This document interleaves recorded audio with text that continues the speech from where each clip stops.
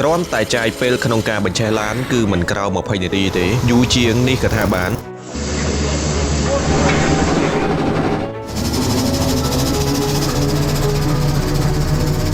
សម័យនេះមានការបង្កាត់ភ្លើងចម្អិនអាហារតែសម័យមុនវិញគឺមានការបង្កាត់ភ្លើងឡានបង្កាត់មិនហើយទេដឹងតែអត់ឡានជិះទៅធ្វើការហើយបើនិយាយពីផ្សែងវិញជិះតាមផ្លូវល្មមប្រហែលជាច្រឡំនឹងករណីអគ្គិភ័យផ្អើលអស់ឋានទាំង3ផ្អើលអស់បងសារព័ត៌មានមកយកប្រុងព្រាត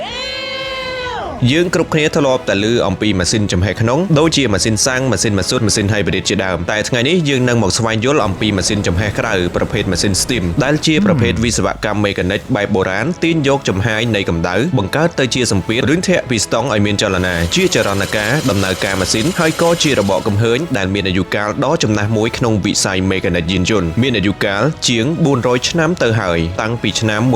1606ថាមពលកម្ដៅបានមកពីការដុតចំហេះនៅខាងក្រៅម៉ាស៊ីនហើយគេក៏ទាញយកចំហាយនៃកម្ដៅនេះទៅជាកម្ដៅទឹកឲ្យមានសីតុណ្ហភាពខ្ពស់ឬក៏ពុះបន្ទាប់មកគេក៏យកចំហាយទឹកក្ដៅនេះទៅបំលែងជាសម្ពាធក្នុងទុយោដែកដើម្បីឲ្យសម្ពាធទាំងនោះដើរតួនាទីជាកម្លាំងថាមពលដើម្បីធាក់ពីស្ទង់ឲ្យមានចលនាពីស្ទង់ឡើងចុះនាំឲ្យវីលើប្រេកាំងនៃម៉ាស៊ីនមានចលនាដែររីឯចលនានៃវីលើប្រេកាំងទៀតសោតក៏បានផ្ទេរចលនាបន្តទៅកាន់ឡាបចម្លងចលនាហើយឡាបចម្លងចលនាបន្តទៅកាន់កង់នៃរថយន្តដូច្នេះទើបវាទាមទារនឹងការអត់ធ្មត់ខ្ពស់នៅក្នុងការបញ្ឆេះរថយន្តដំបូងដែលវាគឺជារបបកំហើញមួយមានការវិវត្តខ្លួនមកជាម៉ាស៊ីនចំហេះក្នុងដែលយើងកំពុងប្រើប្រាស់សពថ្ងៃនេះហើយអ្វីដែលគួរឲ្យស្ងើចសរសើរបំផុតនៅពេលដែលម៉ាស៊ីននេះបង្កើតឡើងភាគតិចណាស់ដែលមាននៅរថយន្តជិះអ្នកមាននៅរថយន្តដែលដំណើរការដោយម៉ាស៊ីន steam នេះជិះមួយកាលពីចំនួនមុនជាមនុស្សដែលមានឥទ្ធិពលមានមុខមាត់និងមានតួនាទីខ្ពស់អាចថាជាខ្សែរាជវង្សក៏ថាបានទស្សនារួចមានមតិយោបល់យ៉ាងណាបងប្អូនអាចធ្វើការ comment បានចង់ទស្សនាវីដេអូ